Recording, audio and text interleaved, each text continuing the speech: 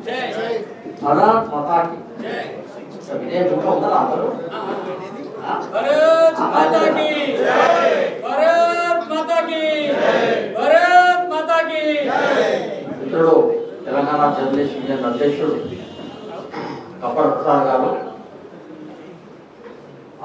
అధ్యక్షుడు న్యూస్ 18 సంబంధించినటువంటి అధినేత మిత్రుడు భరత్ గారు, సినీ ప్రొడ్యూసర్ దీపక్ గారు, నస్రా గారు, గాయకుడు విష్ణు గారు, జనరల్ సెక్రటరీ స్వామి గారు, జర్నలిస్ట్ మిత్రులారా, నేను కూడా ఒక బహుజన ఉద్యమం చూసినోని. చిన్నప్పటి నుంచి మా తాత ఆర్ఎస్ఎస్లో ఉంటే నన్ను కూడా ఆర్ఎస్ఎస్లో పడేసింది. నేను 5th క్లాస్ ఉన్నప్పటి నుంచి ఆ నుంచి ఏబీవీపీ విద్యార్థి ఉద్యమాల్లో సుదీర్ఘకాలం విద్యార్థి ఉద్యమాల్లో అఖిల భారత విద్యార్థి పరిషత్కు, సంయుక్త ఆంధ్రప్రదేశ్కు సంఘటన కార్యదర్శి ఉంది. ఆ నుంచి ఈశాన్య రాష్ట్రాలకు వెళ్ళి బీజేపీ వ్యవహారాలు చేసినాం. ఒక 50 ఏళ్ళు వచ్చిన తర్వాత మళ్ళీ వచ్చి తెలంగాణలో ఎలక్షన్ రాజకీయాల్లోకి ఎంటర్ అయ్యాను. 30 ఏళ్ళు దేశమంతా తిరిగిన నేను ఆర్ఎస్ఎస్ ప్రచారంగా, పుల్టేమర్కర్గా దేశమంతా తిరిగిన ఎక్స్పీరియన్స్ ఉంది. అందుకోసం నేను ఉపన్యాసం ఇవ్వకుండా నేను నా కొన్ని ఎక్స్పీరియన్సెస్, ఫీలింగ్స్ మీతో షేర్ చేసుకుంటాను. ఇంతకుముందే శ్రీరామునికి అందరం జర్నలిస్టులం కూడా అందరం మన కాంట్రిబ్యూషన్, మన సమర్పణ మనం తప్పకుండా చేయాలని చెప్పి ఒక విషయాన్ని ఆయన ప్రతిపాదించాం. ఈ మధ్యనే నేను భూపాలపల్లికి సంబంధించినటువంటి ఒక న్యూస్ ఐటమ్ను పత్రికలో చూసిన. నేను ఒక పేద ముసలామె ఒకటే ఉంటుంది, చిన్న గుడిసెలు. అందరూ ఇంటికి పోయి అడుగుతున్నారు కదా, 10 రూపాయలు 100 రూపాయలు కూపన్స్ తీసుకెళ్ళి ఇంటికి పెడుతున్నారు. हैदराबाद गोल्ड सिटी में खूब दिया पैसा लोग. అడిగితే ఆమె ఎంతో 10 రూపాయలు కూపన్ ఇచ్చి, అమ్మ కూపన్ అంటే 50 రూపాయలు పోయి 200 పట్టుకొచ్చింది. 10 కాదు, నేను 200 ఇస్తాను అనుకుంటూ ఆ ముసలామె రూపాయలు పోయి 200 రాయండి అని పోయి మళ్ళీ 500 రూపాయలు పట్టుకొచ్చింది. 200 కాదు, రాముల వారి గుడికి ఈ 500 రూపాయలు పంపించండి నా వైపు నుంచి అని చెప్పి ఆ ముసలాం చాలా పేద, చిన్న గుడిసే. ఒక ఇటువంటి ఎక్స్పీరియన్సెస్ మనకు ఆ భవ్యమైనటువంటి రామ మందిరం గురించి ఇటువంటి ఎక్స్పీరియన్సెస్ మనం వింటున్నాం. ఎందుకు నేను ఈ విషయాన్ని ముందు ప్రతిపాదించినంటే, రాముడు దేవుడా కాదా అనే సంగతి పక్కన. బట్ రాముడు అనేవాడు రాజు ఉండే, పుట్టుక చనిపోవడం అంతా స్టోరీ ఉండే, ఒక ప్రముఖమైనటువంటి రాజుగా ఉండే. ఆయన తన మీద జరిగిన అన్యాయానికి శ్రీలంకను దగ్గర పోయి యుద్ధం చేసి ఒక బహుజనులు గిరిజనులందరినీ తన సైన్యం మీద తయారు చేసుకొని పోయి వచ్చిండు. ఒక 10,000 సంవత్సరాల క్రితం స్టోరీ అంటే ఇది ఒక రియల్ స్టోరీ. ఒక 10,000 సంవత్సరాల క్రితంది. మహాభారతమే 5,000 సంవత్సరాల క్రితంది. రామాయణం అంతకంటే ముందు ఒక 10,000 years, దానికంటే ముందు వేద పీరియడ్, మునులు మహర్షులు, వేదకాలం. ఈ యొక్క it is a long history. మన భారతదేశం యొక్క చరిత్రే అదొక లాంగ్ హిస్టరీ. దీంట్లో ఈ సుదీర్ఘ కాలం యొక్క చరిత్రలో, ఇవల్యూషన్లో, ఈ కాలక్రమంలో ఒక అత్యద్భుతమైనటువంటి సంస్కృతి, నాగరికత ఈ హిమాలయాల నుంచి కింద సముద్రం వరకు ఉన్నటువంటి మధ్యస్థానంలో ప్రపంచంలో ఎక్కడ లేనటువంటి ఒక పెద్ద ఇవల్యూషన్, అంటే ఒక పరిణామ క్రమం, ఒక సంస్కృతి, ఒక నాగరికత ఇక్కడ వేసలేదు. ఈ మిగతా అనేక రకాల కొత్త సంస్కృతులు వచ్చాయి. ఈస్ట్ ఇండియా కంపెనీ, బ్రిటిష్, ఇవన్నీ 250 years బ్యాక్ వచ్చినాయి. అంతకుముందు ఈ సంస్కృతులు మన దగ్గర లేవు. షార్ట్ టైంలో వచ్చినాయి. ఇంకొక 1100 సంవత్సరాల క్రితం వెనక్కి వెళ్తే इस्लामिक संस्कृति మన దగ్గర లేదు.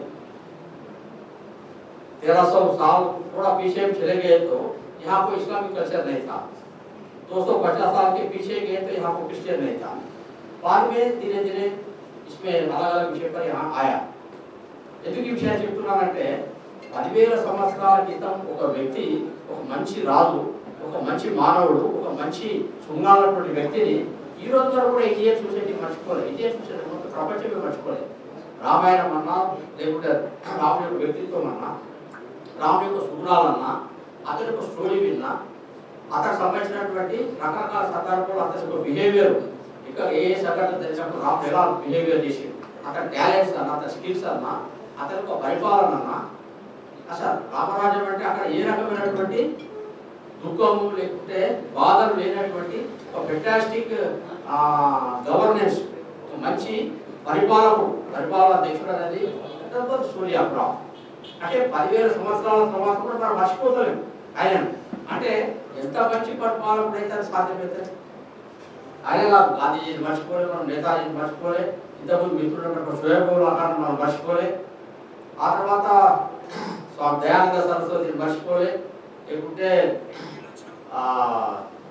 ఏదో అబ్దుల్ కలాం మనం మర్చిపోలే వాజ్పేయిని మనం మర్చిపోలే రాణి ఝాన్సీ మర్చిపోలే రుద్రమాదేవిని మర్చిపోలే అట్లా మనం 10,000 సంవత్సరాల క్రితం ఉన్నటువంటి అంతకంటే ముందున్నటువంటి మహర్షులు గురువుల నుంచి ఈ రోజు నిన్న మొన్న చదివినట్టు అబ్దుల్ కలాం కూడా మనం ఎవరు మర్చిపోలేదు ఫెంటాస్టిక్ పీపుల్ ఈ సొసైటీ కోసం ఈ దేశం కోసం ఈ ధర్మం కోసం ప్రజల కోసం త్యాగం చేసినటువంటి చాలా సామాన్యమైనటువంటి వ్యక్తులు అందుకోసం వాళ్ళని ఎవరిని మనం మర్చిపోకూడదు 10,000 ఏళ్ళ క్రితం మర్చిపోవడం రాముని ఇంకో 10,000 ఏళ్ళు అయితే మర్చిపోతామా సాధ్యమే కాదు ఎందుకంటే వాళ్ళ లైఫ్ యొక్క ఇంపాక్ట్ అనేది అది చాలా గ్రేట్ ఇంపాక్ట్ ఎందుకు ఈ విషయాన్ని చెప్తున్నానంటే మనకు కూడా సమాజంలో ఏదో ఒక సర్వీస్ చేయడానికి ఒక అవకాశం దొరికింది నాకు తెలుసు మన ఇబ్బందులు ఏందో ఇక్కడ వాళ్ళకి ఎవరికైనా టైంకు 3వ తేదీ 5వ తేదీ టైంకు మా అకౌంట్లో మా ఛానల్ కానీ మా పేపర్ కానీ మాకు శాలరీ ఇస్తా సార్ అందరూ ఒకళ్ళు ఉన్నారు అది టైం శాలరీ పడతారు ఇవ్వాలి పడదు ఎంత కష్టంలో ఎంత ఇబ్బందులలో మనం జీవిస్తున్నాం తెలుసు ఆ తర్వాత అయితే ఇది మరపలేదు మరి చాలా సొసైటీ ఎందుకు గుర్తుపెట్టుకోవాలి మనల్ని సరే రాముడి స్టైల్లో రాముని నేతాజీ స్టైల్లో నేతాజీ గుర్తుపెట్టుకోవాలి మన స్టైల్లో మనల్ని కూడా మన కుటుంబము మన పేరు గుర్తుపెట్టుకోవాలా వద్దా పనికిరా జీవితాలా ఏం సార్ మనది మన లైఫ్ ఆఫ్టర్ ఆల్ అదే స్మాల్ లైఫ్ అని అట్లా లేదు కదా భగవంతుడు ప్రతి ఒక్కరిని కూడా ఒక స్పెషల్ యూనిక్ ఐడెంటిటీ నెంబర్ ఇచ్చి వాళ్ళని పంపించాడు ప్రతి ఒక్కరికి ఒక స్పెషాలిటీ పర్సనాలిటీ ఉంటుంది ఒక వ్యక్తిత్వం ఉంటుంది ఎవరి స్థాయిలో వాళ్ళు ఇంపాక్ట్ ఉన్నారు ఒక చిన్న అవ్వ ఆమె ఒక 500 seats become a very big news మనం చూసినాం నేను ఎందుకు ఈ విషయాలు చెప్తున్నానంటే ఎవ్రీబడి ఈజ్ ఇంపార్టెంట్ చాలా ఒక మంచి వ్యక్తిత్వం కింద ఒక ప్రభావవంతమైనటువంటి సోషల్ లీడర్ కింద పనిచేయడం కోసం ఒక ఫెంటాస్టిక్ ఆపర్చునిటీ జర్నలిస్టిక్ ఆపర్చునిటీ నాకు అర్థమైంది ఎందుకంటే మనకు చాలా విషయాలు తెలుసు అనేక మందిని కలుస్తాం అనేక మంది ఇంటరాక్షన్ మనకు ఛాయలు దొరుకుతాయి అనేక విషయాలు అవగాహన కోసం మనకు ఛాయలు దొరుకుతాయి అనేక విషయాలు తెలుసుకోవడానికి మనకు ఛాయలు దొరుకుతాయి వేల రకాల మనస్తత్వాలను స్టడీ చేయడం కోసం ఒక సైకాలజిస్టుకు ఒక సైక్రియాటిస్టుకు ఎంతైతే నాలెడ్జ్ ఉంటుందో అంతమంది మనుషులు చూస్తాం మనం ఇది ఏం మాట్లాడుతున్నారు వీడు లోపల ఏంటని ఒక నిమిషం మీరు చెప్పగలుగుతారు వీడు పని అసలు రావాలి అయితే వీడి సంగతి నాకు తెలుసు ఇది పరిస్థితి మీరు సొసైటీలో మీరు నిరంతరం చూస్తారు కాబట్టి మీరు చాలా విషయాలు మీరు చెప్పగలుగుతారు ఫెంటాస్టిక్ సోషల్ సైంటిస్ట్ మీకు సమయానికి శాలరీ రాదు కానీ చాలా మంది కంటే ఫెంటాస్టిక్ అవగాహన సమాజం గురించి వ్యక్తుల గురించి ఉన్నవాడు మీరు ఎప్పుడు రాదు అయితే మనిషి జీవితానికి డబ్బు అనేది కావాలి మనిషి జీవితానికి డబ్బు లేకుంటే సంసారం పెట్టిన చేస్తే పిల్లలు పిల్లలు ఏదో కుటుంబం అమ్మ నాయన జీవితానికి డబ్బులు కావాలి ఎవడో ఏదో ఇస్తే ఎదురు చూడాల్సినటువంటి దుర్భర పరిస్థితి జీవితంలో శాలరీ ఇవ్వకపోయి మనం జాబ్ చేస్తే నేను చాలా మంది జనరేషన్ పొలిటికల్ లైఫ్లో ఉంటుంది నా తెలిసిన జనరేషన్తో వాళ్ళకి బాధ ఏంటనేది టైంలో చూస్తాను నేను అడ్మిరల్ అసెంబ్లీలో కాంటాక్ట్ చేసినప్పుడు 60-70 మంది వస్తారు సార్ కృష్ణార్థం కాకుండా సంథింగ్ ఎక్స్పెక్టేషన్ ఉంటుంది అక్కడ వస్తారు బాధ అనిపించింది కేంద్ర బాబు ఎందుకు ఈ పరిస్థితి ఉన్నదని చెప్పి బాధ అనిపించేది నాకు కొద్దిమంది చిన్న పత్రికలు కొద్దిమంది పెద్ద పత్రికలు కొద్దిమంది స్ట్రైక్ వచ్చాయి హిందూ టైమ్స్ ఆఫ్ ఇండియా ఈనాడు వాళ్ళు జస్ట్ రిపీట్ ఉంది ఎందుకంటే వాళ్ళకు ఒక గ్యారెంటీ ఉంది ఇది టైం శాలరీ కూడా ఒక గ్యారెంటీ ఉంది కాబట్టి వాళ్ళ పరిస్థితి వేరు ఉంటుంది మిగతా వాళ్ళ పరిస్థితి చాలా ఇబ్బంది ఉంటుంది ఇవన్నీ చూసాను అయితే నేను మీకు చెప్పేది ఏంటంటే మనం ఒక సోషల్ లీడర్ కింద ఉండడం కోసం ఒక ఫెంటాస్టిక్ ఆపర్చునిటీ ఎందుకంటే మనకు అవగాహన ఎక్కువ చాలా మంది కోటీశ్వరుల కంటే ఫెంటాస్టిక్ సమాజం గురించి కూడా అవగాహన వ్యక్తిత్వం మన దగ్గర ఉంటుంది. నాకు అవగాహన ఉంటుంది. డబ్బు అనేది ఒక పార్ట్, శాలరీ అనేది ఒక పార్ట్. సమాజంలో ఎటువంటి సిచ్యువేషన్స్ ఉన్నా జీవించగలిగిన దమ్ము, జీవించగలిగిన ధైర్యం మనకు ఉంటుంది. ఏ ఇప్పుడు మన బ్యాంక్ బ్యాలెన్స్ లేకుండా శాలరీ రాకుండా సమాజంలో ఫెంటాస్టిక్గా మనం బుల్డోజర్ నడిపించుకొని జీవితాన్ని మనం జీవించగలుగుతున్నాం. ఎందుకు? మనకు ఆత్మవిశ్వాసం. ఆత్మవిశ్వాసం ఎందుకు వచ్చింది? మనకు ఉన్నటువంటి వ్యాస్ట్ ఎక్స్పీరియన్స్ అనుభవం కారణంగా వి గాట్ దట్ ఎక్స్పీరియన్స్. ఆ ఎక్స్పీరియన్స్ అనేది, ఆ అవగాహన అనేది మనకు ఆత్మవిశ్వాసాన్ని ఇచ్చింది. ఆ ఆత్మవిశ్వాసం అనేది మనల్ని మన జీవితాన్ని నడిపిస్తుంది. కాబట్టి ఫైనాన్స్ అనేది ఒక్కొక్క పార్ట్. మిమ్మల్ని నేను రిక్వెస్ట్ చేసిన ఒక చిన్న అంశం ఏంటంటే, నేను కేంద్ర ప్రభుత్వ ప్రతినిధి. మొన్నదాకా యూత్ అఫేర్స్ మినిస్ట్రీలో ఉన్న ఒడిశా మద్దతు ఏమి చాలా మొండి ఉన్నాం నరేంద్ర మోడీ గారు. నాకు బాగా మొట్టమొదటిసారి యూత్ అఫేర్స్ మినిస్ట్రీలో వైస్ చైర్మన్ ఛాయిస్ ఇచ్చారు. మోడీ 2లో ఎంఎస్ఎంఈ మినిస్ట్రీలో మరి నాకు ఖాదీలో ఖాదీ విలేజ్ సిస్టమ్ నాకు ఛాయిస్ ఇచ్చాడు. నేను చాలా అదృష్టవంతుని. మోడీ జమానాలో తీసుకెళ్ళి రావు. నా ఎక్స్పీరియన్స్ నేను ఏం చెప్పదలుచుకున్నా అంటే, మనకు అవగాహన ఉంటుంది కాబట్టి ఈ అవగాహనను మనమే ఉపయోగించుకోవాలా. ఈ అవగాహన సమాజానికి ఎక్కువ ఉపయోగించేటట్టు చేయాలా. దీంట్లో మనకున్న ఆపర్చునిటీ సమాజంలో ఎవరికి లేదు. మేము రాజకీయాలలో పబ్లిసిటీ కోసమో నెగటివ్ క్రిటిసిజంతోనూ మా జీవితాలు గడిచిపోతుంటాయి. పాజిటివ్ కన్స్ట్రక్టివ్ నిర్మాణాత్మక యాక్టివిటీ చేయడానికి మా దగ్గర అంత టైం తక్కువ. మేము కొద్దిగా ఆలస్యం బ్యాక్గ్రౌండ్ నుంచి కొంతమంది చేస్తామని మీకు ఆ ఛాయిస్ ఉంది. ఇప్పుడు నేనేమంటే, మనకు నెల సంపాదన లేదు కదా, మరి నెలకి 25,000 30,000 ఎట్లా సంపాదించాలా అంటే ఎంతకాలం పడుతాం? ప్రెస్ కాన్ఫరెన్స్ కాగానే ఆడ నిల్చుంటే కాసేపు 500 ఇస్తారా, ఈ నాయకుడు బంద్ ఇస్తారా, లేకుంటే ఎంతకాలం ఇట్లా లైఫ్ చేస్తాం? అయితే తప్పదు. అయితే సెల్ఫ్ ఎంప్లాయ్మెంట్ సంబంధించిన ఇష్యూస్లో ఎక్కడో సీరియస్గా సరే ఇది తప్పదు కాబట్టి ఏదో కారణం వల్ల జర్నలిస్టిక్ ఫీల్డ్ మనం చేస్తున్నాం. 25,000 సంపాదించుకోవడం వ్యవస్థ చేస్తా. ప్రభుత్వం సంబంధించినటువంటి రకరకాల స్కీమ్స్ ఉపయోగించుకోవడం ఎట్లా? నాకు కేంద్ర ప్రభుత్వంలో నేను ఒక 6-7 ఏళ్ళ దగ్గర చూసిన తర్వాత చాలా విషయాలు సమాజం ఉపయోగించుకుంటారు. అవగాహన మనలాంటి వాళ్ళు కూడా ఆ సిస్టమ్ ఉపయోగించుకుంటారేమో నాకు నాకు అర్థమైన అంశం. నేను ఒక 2-3 ప్రశ్నలు అడుగుతున్నాను. మోడీ ప్రభుత్వం ఒక కేవలం 12 రూపాయలకి ఒక 2 lakhs సంబంధించినటువంటి యాక్సిడెంటల్ ఇన్సూరెన్స్ స్కీమ్ పెట్టింది. సంవత్సరానికి 12 నీ అకౌంట్ ఇచ్చేసి ఒక కాపీలో వేసి మీ అకౌంట్ ఉన్నటువంటి బ్యాంకులో మీకు ఇచ్చేస్తే 12 రూపీస్ సంవత్సరానికి ఆటోమేటిక్గా మీ బ్యాంకులోకి కట్ అయిపోతుంది. ఇప్పుడు ఏదైనా మన స్టాక్ మంచిగా లేనప్పుడు యాక్సిడెంట్ అయ్యి పెట్టి మీద బట్టి ఒక 2 lakhs వస్తుంది. ఈ 12 రూపాయలు సంబంధించి 2 lakhs యాక్సిడెంటల్ ఇన్సూరెన్స్ మేము ఫిలప్ చేసి ఇచ్చినాం సార్. మాకు ఆ 12 రూపీస్ కట్ అవుతున్నాయి. మేము ఆ స్కీమ్లో చేరాం. ఆ 12 రూపీస్ ఇన్సూరెన్స్ స్కీమ్లో అన్న వాళ్ళతో చేసేవాటే ఇక్కడ 80 మంది ఉన్నాం. నేను లెక్క పెట్టిన 80 మందిలో అక్కడ ఉన్న వాళ్ళు ఇక్కడ ఉన్న వాళ్ళలో ఒక 10-12 మంది ఈ స్కీమ్ ఉపయోగించుకుంటున్నాం. ఇప్పుడు దీన్ని అవగాహన అన్నా నేనేమనాలో చెప్పాను. పుణ్యానికి వచ్చే 12 రూపాయల స్కీమ్ కదా, 2 lakhs వస్తాయి కదా. యాక్సిడెంట్ అవుతుందని మనకేమో తెలుసా? తెలియదు కదా. ఇప్పుడు నీ కుటుంబ సభ్యులు ఎంత బాధలో ఉంటారు చెప్పు. సడన్గా అయిందనుకో, నువ్వు ఎక్కడి నుంచి తీసుకొస్తావు? నీకు శాలరీ వస్తుంది అన్నా, నువ్వు ఎక్కడ పట్టుకొస్తావు? ఏ డాక్టర్ తీసుకొస్తావు? అసలు నువ్వు పోయి లోపల పడి ఉంటే బెడ్ మీద నీ కుటుంబ సభ్యుల యొక్క టెన్షన్ ఎందుకు? ఎందుకు ఈ స్కీమ్ మనం ఉపయోగించుకోవాలి? ఇది ఎమ్మెల్యే దగ్గర పోయి ఎంపీ దగ్గర పోయి మీరెవరు సిగ్నేచర్ పెట్టి వాళ్ళ దగ్గరికి అట్టుకోవాల్సిన అవసరం లేదు కదా. మీ ఎక్కడైతే బ్యాంక్ అకౌంట్ ఉందో అక్కడ ఆ ఫామ్ తీసుకొని ఆ ఫామ్ ఫిల్అప్ చేసి ఇచ్చేస్తే ఆటోమేటిక్గా దీంట్లో వచ్చేస్తుంది. ఓన్లీ 12 రూపీస్ పర్ ఇయర్, నెలకు 1 రూపాయి. మన అవగాహన మన పరిస్థితి ఇస్తుంటే సమాజం పరిస్థితి చూడండి. అచ్చా నువ్వు ఎంతమంది అనేది చేసుకోవచ్చు, రిస్ట్రిక్షన్ లేదు. నువ్వు ఎన్ని కోట్ల మంది ఈ స్కీమ్లో చేద్దాం, నాకు రిస్ట్రిక్షన్ లేదు. ఇంకొకటి లైఫ్ ఇన్సూరెన్స్ పెట్టింది ఆయన 360 రూపాయలు సంవత్సరానికి అంటే రోజుకు 1 రూపాయి. ఇంతకుముందు నెలకు 1 రూపాయి, రోజుకు 1 రూపాయి. 300 రూపాయలు 330 సుమారు ఉంది. సంవత్సరానికి కడితే ఏదైనా కారణం వల్ల యాక్టివ్ చనిపోతే లైఫ్ ఇన్సూరెన్స్ 2 lakhs వస్తారు. ఈ 330 రూపాయలు మేము కట్టినాం సార్, ఆ స్కీమ్లో మేము చేరినాం అన్నవాళ్ళు సార్ చేరినామంటే సేమ్ బ్యాచ్. ఎవరైతే 12 రూపాయలు ఎవరికైతే అవగాహన ఉందో ఆ 12 చేసేట్టు 30 చేసాడు. ఫస్ట్ కప్పర ప్రసాద్ గారు, మీ జనరల్ సెక్రటరీ స్వామి ఫస్ట్ సార్ మీరు అందరితో మీ సభ్యులు ఎంతమంది ఉంటే ఈ రెడ్ స్కీమ్స్ ఫామ్స్ వాళ్ళకి అవైలబుల్ చేయించి వాళ్ళకు వీళ్ళ వాట్సాప్ గ్రూప్ ఉంది కదా, ఆ వాట్సాప్ కూడా మోడల్ ఫామ్స్ పంపించి ప్రతి ఒక్కరు కూడా ఈ రెడ్ స్కీమ్లలో చేరాలి. ఇప్పుడు మనం 4 లక్షలు మన అసోసియేషన్ టేబుల్కి వేస్తున్నామా లేదు కదా, జస్ట్ వాళ్ళు అవేర్నెస్ అవగాహన క్రియేట్ చేసి వాళ్ళకు ఒక ఫెసిలిటీ వచ్చినట్టుగా చేస్తున్నాం. సింపుల్ విషయం. మూడవ విషయం ఏంటంటే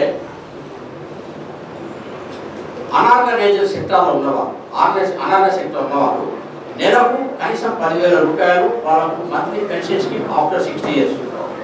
ఇది నరేంద్ర మోడీ గారు ప్రారంభం చేశారు. మీరే రాసుకుంటారు, పత్రికలు చదువుతారు, మేము అందరం చాలా చేసిన ఉపన్యాసాలు ఇస్తే మీరు చదువుతారు. బీజేపీతో చేసింది అంత చేసింది మన అంత చేసింది అప్పుడు కేసీఆర్ చేసాడు. మా ఉపన్యాసాలు మా నాయకు ఉపన్యాసాలన్నీ మీరు చదువుతారు చాలా ప్లేసెస్లో. ఈ 10,000 సంబంధించిన నెలకు పెన్షన్ వస్తుంది. ఆ స్కీమ్లో ఎంత 40 రూపాయలు 50 రూపాయలు 60 రూపాయలు ఉంది. ఏది మంత్లీ మన అకౌంట్ ఆటోమేటిక్ కట్టేది, మీరేం కష్టపడాల్సిన అవసరం లేదు. మీరు దాని కింద మీరు రిజిస్టర్ అయితే ఆటోమేటిక్గా మీకు కట్ అవుతుంది. ఈ పెన్షన్ స్కీమ్ ఏదైతుందో ఈ పెన్షన్ స్కీమ్లో మేము యాడ్ అయినాం, మేము చేరినాం. మన వాళ్ళు చేసేపడండి 1 2 3 4 5 ఒక 5 పై 75 మంది కాలేపై పుణ్యానికి 10,000 వస్తాయి. మీరే కష్టపడాలి. మీ ఫామ్ ఫిల్అప్ చేసి అకౌంట్ ఇస్తుందా, అంతకంటే ఏం అవసరం లేదు. 4వ అంశం ఇల్లు అంటున్నామా.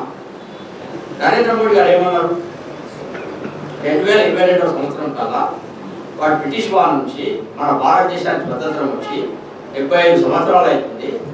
75 సంవత్సరాల స్వతంత్ర భారత్లో స్వంత ఇల్లు లేని ఎవరు ఉండకూడదు. స్వంత ఇల్లు లేని వాళ్ళు ఎవరు ఈ భారతదేశం ఉండకూడదు. ప్రతి ఒక్కరికి స్వంత ఇల్లు, ప్రధానమంత్రి ఆవాస్ యోజన కింద ప్రతి ఒక్కరికి స్వంత ఇల్లు ఇవ్వాలా. ఇది కేంద్ర ప్రభుత్వం నిర్ణయించింది. ఎన్ని లక్షల కోట్లైనా ఇవ్వడానికి రెడీ ఉన్నాం. ఇప్పుడు కాన్స్టిట్యూషన్ కింద, ప్రభుత్వం కింద, త్రివర్ణ పతాకం కింద कोई धर्म नहीं रहता है, कोई जाति नहीं रहता है.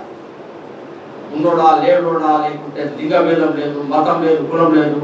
जब सबको घर देना है तो मुस्लिम माइनस क्रिश्चियन माइनस नहीं है ना, तो सबको बने सबको है, सबका साथ. मोदी जी ఒకటే స్లోగన్, सबका साथ सबका विकास. అందరితో కలిసి అందరి కోసం. దీంట్లో ఆయన ఏం లేదు, మతం లేదు, కులం లేదు, ఏం లేదు. ఇప్పుడు 2022 కల్లా అన్నాడు కేసీఆర్ సార్ అడిగినాము. ఎవడైనాం నువ్వు తెలంగాణలో ఇప్పటికి కూడా స్వంత ఇల్లు లేని వాళ్ళు లిస్ట్ ఎంత, ఆ లిస్టు తయారు చేసి పంపుపోయి మేము 2022 కల్లా మీకు ఎన్ని ఇల్లు కావాలంటే 1,60,000 మేము ఇస్తాం. ఒక రిస్ట్రిక్షన్ ఉంది. ఇప్పుడు 1,20,000 ఫస్ట్ ఆయన అకౌంట్లో పడితే, ఇల్లు లేదని అకౌంట్లో పడితే ఆయన తన సొంత ల్యాండ్లోను 4 పైసలు ఆయన యాడ్ చేసుకుని ఏదో చేసుకుంటారు. ఆయన బాగా ఆయన పడతాడు కదా. నీకు 1,60,000 మేము ఇస్తామని చెప్పి అంటే ఈరోజు వరకు నేను డబ్బులు కట్టిస్తా, ఆయన ఎప్పుడు కడతాడో తెలియదు. నేను డబ్బులు కట్టిస్తా, నువ్వు ఆ పైసలు నాకు మూడు సార్లు అన్నాడు. నేను ప్రధానమంత్రి ఆవాస్ యోజన కింద ఫస్ట్ లిస్ట్ ఫస్ట్ నేను తెలంగాణ నుంచి ఇల్లు లేని లిస్టు లబ్ధిదారులు లేని లిస్ట్ చేయమంటే ఈ రోజు వరకు ఆయన పంపుతాడు. దీన్ని ఒక ఉద్యమం కింద చేసి ప్రజలకు ఇప్పించినట్టుగా చేయాల్సిన బాధ్యత మనలాంటి జర్నలిస్టులు. దాంట్లో మనం ఉన్నాం. సొంత ఇల్లు లేని దీంట్లో సొంత ఇల్లు లేదు, మన ఎంతమంది పేరు సొంత ఇల్లు లేని వాళ్ళు ఏదో ఒక చిన్నపాటి గ్రామాలకి ఉంటాయి. సొంత ఇల్లు చాలా ఆల్మోస్ట్ 50% సొంత ఇల్లు లేని వాళ్ళు ఉన్నాం. సమాజంలో సొంత ఇల్లు లేని వాళ్ళు చాలా మంది ఉన్నారు. నేను ఏమంటున్నా అంటే దీన్ని ఒక ప్రజా ఉద్యమం కింద తీసుకురావాలి. దాంట్లో మన స్వార్థం ఉంది, దాంట్లో సమాజ స్వార్థం ఉంది. కాబట్టి టీఆర్ఎస్ వాళ్ళు ఏ నాయకుడు ఏ స్థాయిలో, మండల స్థాయి అయినా, సర్పంచ్ స్థాయి అయినా, లేకుంటే కేసీఆర్ మీటింగ్లో మీ అయినా, ఏదైనా మంత్రి అయినా, టీఆర్ఎస్ ఎమ్మెల్యే అయినా మీరు ప్రశ్నలు మిమ్మల్ని అందరినీ నేను ఎక్కువ చేస్తున్నా అంటే, సార్ మోడీ సార్ 22 కల్లా స్పందిస్తానన్నారు కదా, ఆ ఇల్లు మీరు ఎందుకు మోడీతో కలిసి పనిచేసి ప్రేరణ ఇల్లు వచ్చేటట్టు మీరు ఎందుకు చేయరు? ప్రభుత్వం వేరు, టీఆర్ఎస్ వేరు, బీజేపీ వేరు. ఇది డిఫరెంట్ మ్యాటర్. ఇది నా పార్టీ, ఇది రాష్ట్ర ప్రభుత్వం, అది కేంద్ర ప్రభుత్వం. ఆయన ప్రధానమంత్రి, ముఖ్యమంత్రి. ఇక్కడ పార్టీ రాజకీయాల సంబంధం లేదు. ఎందుకు ఆయన వచ్చినట్టే చేస్తున్నారు? ఎందుకు మీరు ఆ స్కీమ్లో చేస్తున్నారు? మొన్ననే పడంగా ఆయుష్మాన్ భారత్ చేద్దాం కదా, దీంట్లో కూడా చేయరు. చేసి పాపం అనేక మంది ఇల్లు లేని వాళ్ళు వాళ్ళకి ఇల్లు ఇచ్చేటట్టుగా మోడీని కలిసి పని చేయండి. ఆయన 2,00,000 ఇస్తారు, 2,00,000 3 లక్షలు ఇస్తే ఆయన ఇల్లు కట్టుకుంటాడు. మధ్యలో నీళ్ళు లేదు, నువ్వు కట్టించకుండా ఆయన ఇల్లు కట్టుకోలేడా? ఇంకా నుంచి కట్టలే. ఇందిరాగాంధీ టైంలోనే ఎన్ని ఇల్లు కట్టినాం, ఎస్సీ కాలనీలు ఎస్టీ కాలనీలలో ఫస్ట్ ఇల్లు కట్టినాం. ఇల్లు కట్టడం అనేది ఈ రోజు కాదు, ఇక్కడ నుంచి స్టోరీ ఈరోజు పోతానా. ఇది ప్రజాప్రతినిధులు చేయాలంతా. కాబట్టి మీకు నేను రిక్వెస్ట్ చేసేది అంటే అందరికీ సొంత ఇల్లు 2022 కన్నా కూడా ఇస్తా అంటున్నాడు. బిడ్డ మీ ఇద్దరు కలిసి పనిచేయండి, పార్టీలకు మాకు సంబంధం లేదు, రాష్ట్ర ప్రభుత్వం కేంద్ర ప్రభుత్వం కలిసి పనిచేయాలా. ఇది అందరికి ఇల్లు కావాలా. దీన్ని ఎక్కడ పడితే అక్కడ రద్దు చేసి దీన్ని ఒక పాలసీ స్టేట్ గవర్నమెంట్ చేసుకున్నట్టు మనం చేయాలి. పబ్లిక్ ఇంట్రెస్ట్ లిటిగేషన్ నేనే వేసిన ఏది ఆయుష్మాన్ భారత్ విషయంలో పబ్లిక్ ఇంట్రెస్ట్ లిటిగేషన్ వేసిన తర్వాత సుప్రీంకోర్టు వేస్తే భీమాటి జర్నలిస్ట్ ఈనాడు జర్నలిస్ట్ ఉండే మనోడు శ్రవణ్ అని ఢిల్లీలో, ఆ జవహర్ జర్నలిస్ట్ ఇప్పుడు ఆయన జర్నలిస్ట్ రూపం మారి అడ్వకేట్ అయ్యాడు. ఆయనతో నాకు పబ్లిక్ ఇష్యూస్లో ఆయనకి ఇంట్రెస్ట్, ఆయనతో చెప్పేది పిఎల్ వేస్తే ఇమీడియట్గా సుప్రీంకోర్టు అడ్మిట్ చేసింది. తెలంగాణ, ఒరిస్సా, బెంగాల్, ఢిల్లీ ఈ 4 రాష్ట్రాలు ఆయుష్మాన్ భారత్ యాక్సెప్ట్ చేయలేదు. మిగతా కేరళ కమ్యూనిస్ట్ ప్రభుత్వాల కోసం అందరూ దీన్ని యాక్సెప్ట్ చేశారు. 5 lakhs rupees per year per family Ayushman Bharat కింద వస్తాయి. 5 lakhs rupees per year per family. Family మొత్తానికి కలిపి సిస్టమ్. దాన్ని మొత్తానికి అజయగా యాక్సెప్ట్ చేశారు. అది యాక్సెప్ట్ చేసినప్పుడు ఇది కూడా యాక్సెప్ట్ చేసి పబ్లిక్ ఇష్యూ కదా. దాంట్లో నువ్వెందుకు ప్రధానమంత్రి ఫోటో అవుతుందని చెప్పి బీజేపీ ఇక్కడ జరుగుతుందని చెప్పి నువ్వెందుకు బాధపడుతుంది? పబ్లిక్ ఇంట్రెస్ట్ ఇష్యూను నువ్వు రాజకీయంగా ఎందుకు చూస్తున్నావు? రాజకీయం బీజేపీ పెడుతుంది కాబట్టి దీన్ని రాజకీయం ఇంటికి ప్రతి సర్కారులో ఇంట్లో లేదు కదా, ఇంట్లో వస్తే పోయి బీజేపీ డోల్లి అని చెప్పి ఎందుకు ఫీల్ అవుతావు? ఈ పబ్లిక్ ఇంట్రెస్ట్ ఇష్యూ అని చెప్పి దీన్ని ఒక ఉద్యోగం చేయాల్సిందని చెప్పి మిమ్మల్ని అందరినీ నేను కోరుతున్నాను. అట్లా ప్రధానమంత్రి ఫసల్ బీమా యోజన ఉంది, పంటల బీమా యోజన. ప్రధానమంత్రి పంటల బీమా యోజనలో కేంద్ర ప్రభుత్వం ఇచ్చిన స్కీమ్ ఏంటంటే ఒక 100 రూపాయలు ప్రీమియం కడితే ఎకరానికి 85 రూపాయలు కేంద్ర ప్రభుత్వం ఇస్తారు, ఒక 10 రూపాయలు రాష్ట్ర ప్రభుత్వం ఇవ్వాలి. లబ్ధిదారు రైతుకు 5 రూపాయలు ఇవ్వాలి. ప్రధానమంత్రి ఫసల్ బీమా యోజనలో, పంటల బీమా యోజనలో అందరినీ మనం ఒక సిస్టమ్ పెట్టి ఇప్పుడు 5 లక్షలు ప్రతి రైతుకు చచ్చిపోతే ఇస్తారని చెప్పి స్కీమ్ పెట్టాం కదా. అదే సిస్టమ్ ఇన్సూరెన్స్ ఏజెన్సీలను మనం ఫైనలైజ్ చేసి ప్రతి గ్రామానికి ఇన్సూరెన్స్ ఏజెన్సీలను అలాట్ చేసి పడేస్తే ప్రతి రైతుతో ఒక పట్టణం ఆయన 5 రూపాయలు ఇస్తే రాష్ట్ర ప్రభుత్వం పరిస్తే 85 3 ఇస్తుంది కదా. నీకెందుకు బాధ? అంత పైసా ఖర్చు కాదు కదా. దాన్ని నువ్వు అప్లై చేస్తే ఏదో కారణం ఏదైనా కావచ్చు, అతను పంట నష్టమైతే అతనికి వస్తుంది కదా, కాంపెన్సేషన్ వస్తుంది కదా. ఎందుకు నువ్వు దాన్ని ప్రధానమంత్రి ఫసల్ బీమా యోజన ఎందుకు ఇంప్లిమెంట్ చేస్తారు? దీన్ని మనం రద్దు చేయాలి. జర్నలిస్టులు మీరు దీంట్లో బాధ్యత వహించాలి. ఈ 2 స్కీమ్స్ కనుక తెలంగాణలో ఇంప్లిమెంట్ అయితే ఆయుష్మాన్ భారత్ స్టార్ట్ అయింది. ఈ 2 స్కీమ్స్ కనుక ప్రధానమంత్రి ఆవాస్ యోజన ఫసల్ బీమా యోజన అయితే రైతులకు కామన్ బ్యాంక్ చాలా ఉపయోగపడతాయి. దీన్ని ప్రతి టీఆర్ఎస్ ఎంపీల దగ్గర మినిస్టర్ల దగ్గర అంతటా మీరు ఇష్యూ చేసి ఈ 2 స్కీమ్స్ కూర్చున్నట్టుగా చేయడంలో తెలంగాణ యూనియన్ ఆఫ్ జర్నలిస్ట్ మీరు కనుక కొంత రోల్ ప్లే చేస్తే అది సమాజానికి, తెలంగాణ సమాజానికి, తెలంగాణ పేదలకు, తెలంగాణ బిజెస్ పేదలకు, తెలంగాణ ఇల్లు లేనులకు, తెలంగాణ గరీబులకు చాలా హెల్ప్ చేసిన అవుతున్నాం. కాబట్టి ఈ ఒక్క విషయాన్ని మీరు అందరూ దృష్టి పెట్టాల్సిందిగా నేను కోరుతున్నాను. ఇట్లా దృష్టి చెప్పాలంటే ఒక 100 ఉన్నాయి స్కీమ్స్. నేను చెప్పదలుచుకోలేదు ఎందుకంటే టైం కన్స్టెంట్ ఉంది. ఒక 100 ఉన్నాయి స్కీమ్స్. మనం ఫస్ట్ మనం ఉపయోగించుకోవాలి. మనం ఉపయోగించుకుంటే కానీ దాని టేస్ట్ అర్థమవుతుంది. అప్పుడు కనీసం మా ఇంట్లోలకు, నా బంధువులకు, నా ఫ్రెండ్స్కు, నా క్లాస్మేట్స్కు వాళ్ళని ఇవ్వాలి కదా, వాళ్ళని ఉపయోగించాలి కదా. ఆ తర్వాత సమాజం కనీసం మనం ఉపయోగించుకొని మిగతా వాళ్ళకు ఉపయోగపడేట్టుగా చూడాలి. కాబట్టి కేంద్ర రాష్ట్ర ప్రభుత్వాలు చాలా రకాల స్కీమ్స్ ఉన్నాయి, చాలా విషయాల పట్ల అవగాహన లేదు. కాబట్టి దీంట్లో అవేర్నెస్ మనం పెంచుకొని చేయాలా. మనం సెంట్రలైజ్డ్గా దీని ఒక సిస్టమ్ తయారు చేసేసి ఇది జర్నలిస్ట్ మీడియాలో మీరు ఒక కేంద్ర రాష్ట్ర ప్రభుత్వాల స్కీమ్స్ ఉపయోగించుకోవడం కోసం ఒక ముగ్గురుతో కమిటీ వేయండి. మీరు కమిటీ వేసి ఆ సమాచారం అంతా తీసుకోండి. మీ వాట్సాప్ గ్రూప్లలో, జిల్లా వాట్సాప్ గ్రూప్లలో లేకుంటే రాష్ట్ర వాట్సాప్లో అన్ని జర్నలిస్టులు అందరూ కూడా ఇన్ఫర్మేషన్ చెప్పేటప్పుడు పోతుంటే ఏమైందంటే మనం ఇన్ఫర్మేషన్ ఇవ్వడం మన బాధ్యత. దాంట్లో వాళ్ళు చొరవ తీసుకొని ఎవరెవరు దాంట్లో చేస్తే వాళ్ళు రావడం. అయితే జర్నలిస్ట్ అసోసియేషన్ మనం దీనికి ఇది కనుక తీసుకునే విషయంలో కొంత రోల్ ప్లే చేయాలని చెప్పి నేను కోరుతున్నాను. ఇంకొక చిన్న విషయం ఏంటంటే నేను నా విషయం చెప్తా, ఎందుకంటే నేను మీకు ఉపయోగపడగలుగుతా. నేను కార్యాలయం విలేజ్ కమిషన్లో సౌత్ ఇండియాకు చైర్మన్గా 3 సార్లు అపాయింట్మెంట్ చేసింది రీసెంట్గా. ఖాళీ తెలుసు మీకు, ఖాళీ సంబంధించినటువంటి దాంట్లో చాలా రకాల ఆస్పెక్ట్స్. విలేజ్ ఇండస్ట్రీస్ విలేజ్ ఇండస్ట్రీస్లో ఏవైనా వస్తాయి, చాలా రకాలు వస్తాయి. ఆ తర్వాత prime minister employment guarantee scheme PMEGS ఏదైతే ఉందో అది కేంద్ర ప్రభుత్వ పథకం. KVAC నామినేషన్ నోడల్ ఏజెన్సీ రాష్ట్ర ప్రభుత్వంతో పాటు కలిసి మేము పనిచేస్తాం. డిస్ట్రిక్ట్ ఇండస్ట్రీ సెంటర్స్ ఖాళీ అండ్ విలేజ్ ఇండస్ట్రీస్లో రాష్ట్ర ప్రభుత్వాన్ని మాకు ఏం సంబంధం లేదు, ఇండిపెండెంట్గా ఓన్గా పనిచేస్తాం. ఒక PMEGC ప్రైవేట్ ఎంప్లాయ్మెంట్ గ్యారంటీ స్కీమ్లో మాత్రము డిస్ట్రిక్ట్ ఇండస్ట్రీ సెంటర్స్తో కలిసి అన్ని జిల్లాల్లో కూడా రాష్ట్ర ప్రభుత్వంతో కలిసి పనిచేస్తాం. దీని విషయంలో మీరు ఒకసారి డిస్ట్రిక్ట్ ఇండస్ట్రీ సెంటర్స్ వెళ్ళి మీరందరూ మీ జిల్లా ఇండస్ట్రీ సెంటర్స్కి వెళ్ళి అక్కడ అసలు ఏమేమి prime minister employment guarantee scheme కింద అసలు ఏమేమి ఉన్నాయి యాక్టివిటీస్, ఇవన్నీ మీరు స్టడీ చేయాలి. రెండవది ఖాళీ విలేజ్ ఇండస్ట్రీస్ కమిషన్ సంబంధించినటువంటి స్టేట్ ఖాళీ పోస్టులు ఉన్నాయి, అక్కడ అసలు ఏమేమి వస్తాయి, విలేజ్ ఇండస్ట్రీస్ అంటే ఎన్ని విలేజ్ ఇండస్ట్రీస్ కింద వస్తాయి.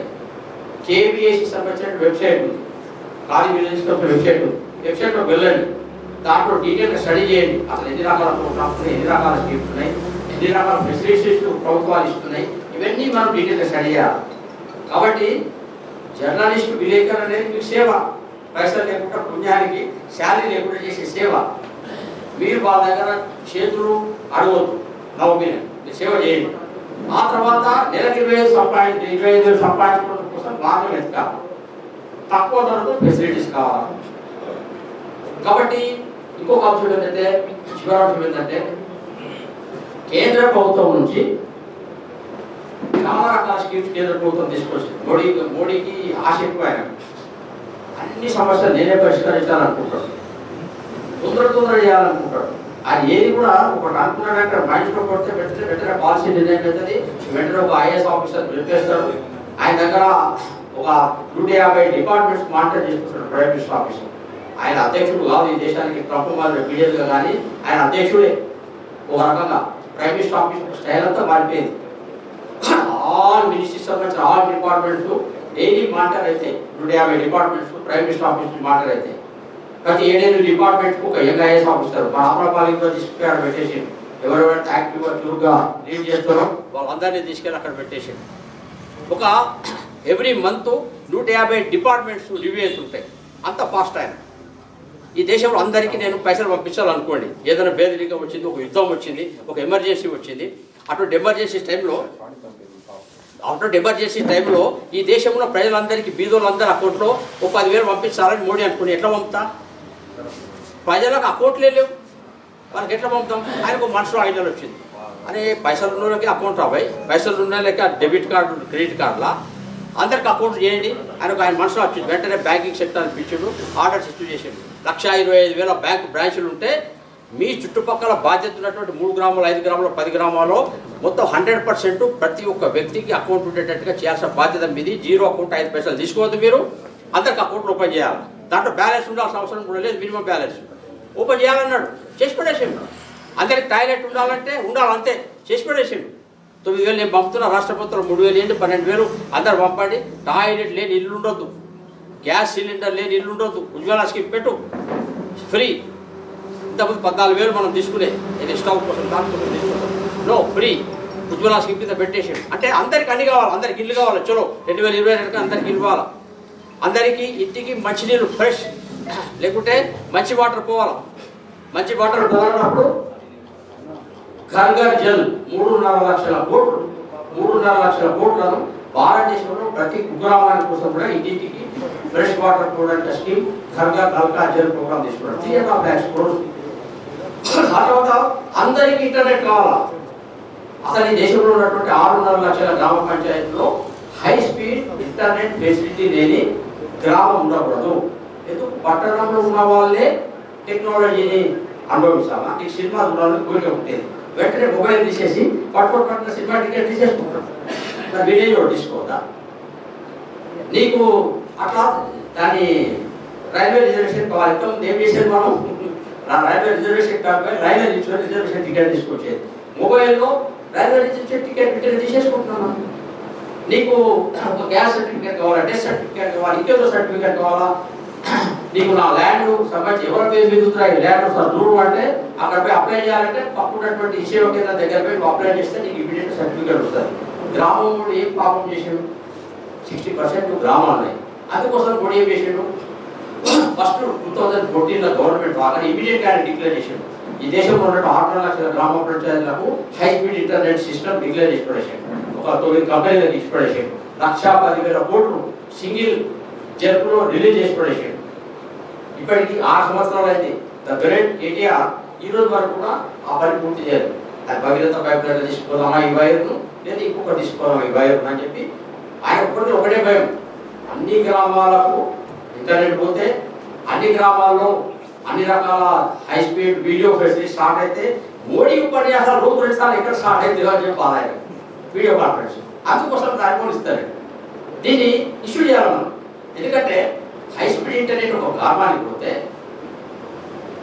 ఎడ్యుకేషన్, హెల్త్, అగ్రికల్చర్, ఈ సర్టిఫికేట్స్ పట్టణాల్లో ఏదైతే ఫెసిలిటీస్ ఉందో ఇమీడియట్గా హై స్పీడ్ ఇంటర్నెట్తో ప్రజలు ఫెసిలిటీస్ పొందుతున్నారో అవన్నీ ప్రతి గ్రామానికి వస్తాయి, ఎవ్రీ విలేజ్కి వస్తాయి, ప్రతి గ్రామానికి వస్తాయి. దీన్ని మనం అడగాలి, హై స్పీడ్ ఇంటర్నెట్ ఎంతసార్లు 6 ఏళ్ళు అయింది, ఏమైనా మన గ్రామానికి హై స్పీడ్ ఇంటర్నెట్ ఎత్తుకురాలి, మంత్రులు అడగాలి. మనం స్కీమ్ వచ్చి చాలా కాలం అయింది కదా, ఏది పరిస్థితి అని చెప్పి.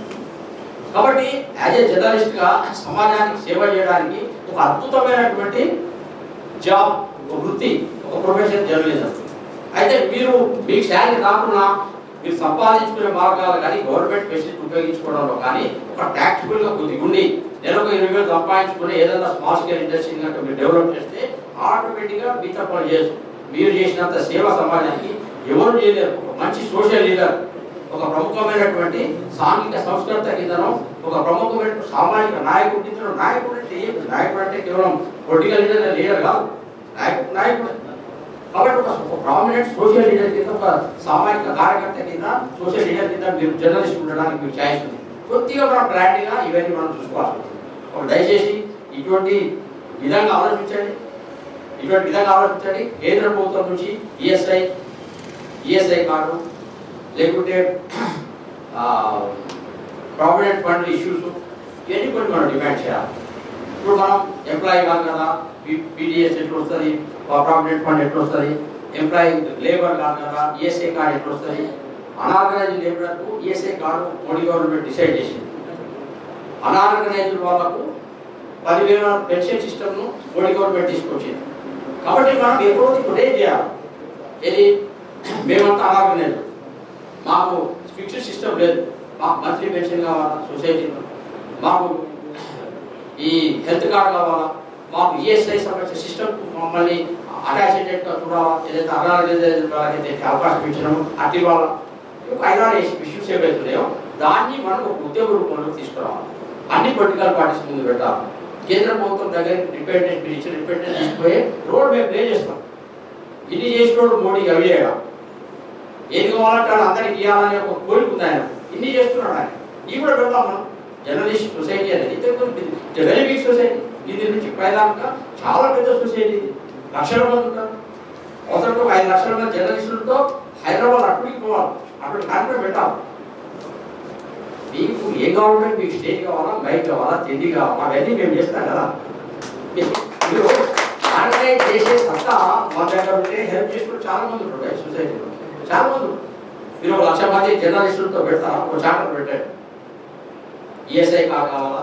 మీరు అలా అంతగానే కేంద్ర రాష్ట్ర ప్రభుత్వాలు డిమాండ్ చేస్తున్నాం, జర్నలిస్టుల సొసైటీ తరఫున కేంద్ర రాష్ట్ర ప్రభుత్వం డిమాండ్ చేస్తున్నాం, ప్రతి ఒక్కరికి కార్డు కావాలా, ప్రతి ఒక్కరికి మీరు 15,000 పెన్షన్ కావాలా అని చెప్పి అన్ని పెట్టండి. పెట్టి 1,00,000 మంది జర్నలిస్టులతో ఒక ర్యాలీ పెట్టండి. ఆ 1,00,000 మందికి కావాల్సిన అన్ని వ్యవస్థలు మేము చేస్తాం. అప్పర ప్రసాద్ గారి బాధ్యత, ఆయన ఇంకెప్పుడు మేము ఉంటాం. ఈ దాని గురించి మీరు చర్చ పెట్టుకోవాలి. 1,00,000 మంది జర్నలిస్టులను మీరు మొబైలైజ్ చేయగలుగుతారా? మీకు సత్తా ఉందా? దేనికోసం? మీ ఇష్యూస్ గురించి. It is not for some other people. మీ సమస్యల గురించి మీరు ఒక అవేర్నెస్ క్రియేట్ చేసి చేయగలుగుతారా? మొత్తం శ్రీనివాస్ రెడ్డి మొదలుకొని ఆ జర్నలిస్టు యూనియన్లన్నీ మూసుకోవాలా. మీరు చేసిన ఇష్యూస్ లేవలేయడానికి మిగతా యూనియన్లన్నీ మూతపడాలా. అటువంటి ఇష్యూస్ మీరు లేవలేయండి, దాని ప్రచార ఉద్యమం కింద చేయండి. కేంద్ర మంత్రులు మీరు 1,00,000 మంత్రులు పెడితే, కేంద్ర ప్రసార శాఖ మంత్రి, ఆర్థిక మంత్రి అందరూ కూడా మీ దగ్గర చీఫ్ గెస్ట్ ఉంటారు. అది మా బాధ్యత, మీ కార్యక్రమం. అయితే మీరు దాన్ని యాక్టివ్గా ప్రచారం చేసి ఆర్గనైజ్ చేయగలగాలి. మాకు ఆర్గనైజింగ్ కెపబిలిటీస్ కావాలి. కాబట్టి ఈ అన్ని కొద్దిగా ఆలోచించండి, పెద్దగా ఆలోచించండి. తెలంగాణలో మార్పు రావాలంటే జర్నలిస్టులు చాలా, ఎందుకంటే మీరు గ్రౌండ్లో యూ నో ఎవ్రీథింగ్. ఒక గ్రౌండ్లో మనుషుల గురించి, వ్యక్తుల గురించి, వ్యవస్థల గురించి యూ నో ఎవ్రీథింగ్. పోలీసుల గురించి, ఎస్ఐ గురించి. ఇప్పుడు సిద్దిపేట జిల్లాలో జర్నలిస్టులకు 20 మందికి పట్టాలు ఇచ్చారు, ఇల్లు ఇచ్చారు సార్. ఇప్పుడు టీఆర్ఎస్ గవర్నమెంట్ ప్రస్తుతం ఏమైంది మన కబ్జా చేశారు, అదే టీఆర్ఎస్. దాని మీద మేము ఎన్నిసార్లు మెమోరాండం ఇచ్చినా, కలెక్టర్కి ఇచ్చినా, ఆర్డీఓకి ఇచ్చినా కానీ స్పందన లేదు సార్. అదే మంత్రి గారికి ఇచ్చినా కూడా ఇప్పుడు స్పందన లేదు. నాకు అర్థమైంది. ఇది 14 ఫ్లోర్లో 25 ఫ్లోర్లో పటాన్చేరులో 25 ఫ్లోర్ల బిల్డింగ్ కట్టాను. సిగ్నేచర్ టవర్స్ కట్టి జర్నలిస్ట్ దగ్గరికి ఇచ్చి మనం జాగాల కోసం అడిగి జర్నలిస్ట్ అసోసియేషన్ టవర్స్ అన్నాడు. ప్లేస్ సార్ మా బాధ పేపర్ కట్టుకుంటామంటే అట్లే కట్టిస్తే ఇబ్బంది అన్నాడు. అబ్బో అప్పుడు కట్టింది చాలా అడిగితే కట్టిస్తారు, మాకేం కాదు సార్. ఆ స్టైల్ ఉంటుంది కదా, చేసేది ఎలా అవ్వలేదు, ఆడడానికి మన సొమ్మేమైంది అనేస్తారు. మీకు కట్టించింది ఇబ్బందా, సిగ్నేచర్ టవర్స్ 25 ఫ్లోర్లు కట్టి మీ అందరికి ఇచ్చేస్తారా, నాకేం చేశారు. బాబా ఎంత ఆనందంగా ఉన్నాడు. 6 సంవత్సరాలు పట్టింది మనకు అర్థం కావడానికి. మాట్లాడుతూ 5% ఇంప్లిమెంటేషన్ అవుతుంది, ఇంప్లిమెంట్ కావాలని విషయం నాకు అర్థమైంది. కాబట్టి ఇవన్నీ నేను ఇప్పుడు దాని గురించి పోదలుచుకోవాలి. కొద్దిగా ఇవన్నీ ఆలోచించాలి, కొంచెం ప్లానింగ్ ఉన్నది. చిన్న 2-3 ఒక్కొక్క సబ్జెక్ట్ సబ్ కమిటీ చేయండి, కష్టపడండి, డ్రాఫ్ట్ తయారు చేయండి, ఇష్యూ చేయండి, సోషల్ మీడియా దాని ప్రచారం చేయండి, అన్ని రాజకీయ పార్టీలు కలవండి. అన్ని రాజకీయ పార్టీలు దీన్ని ఎజెండాలో పెట్టుకోవాలి. ఒక బీజేపీ కాదు, అన్ని రాజకీయ పార్టీలు మీరు చెప్పిన అంశాలన్నీ దాని ఎజెండాలో తీసుకోవాలి. మనం ఎవరో అందరూ తెలుసు, అప్పర్ ప్రసాద్ ఏంటనేది, మిగతా వాళ్ళు ఏంటనేది అందరూ తెలుసు. But you should go to all the people. అందరి దగ్గర పోయి దీన్ని ఒక ఇష్యూ చేయాలి. ఇవ్వాలి కాకపోతే రేపైతే రేపు కాకపోతే ఎల్లుండి అయితే. తెలంగాణ సాధన కోసం ఎంత కష్టపడడం, మీ సమస్యల సాధన కూడా ఎన్నో పడుతుందో తెలియదు మనకు.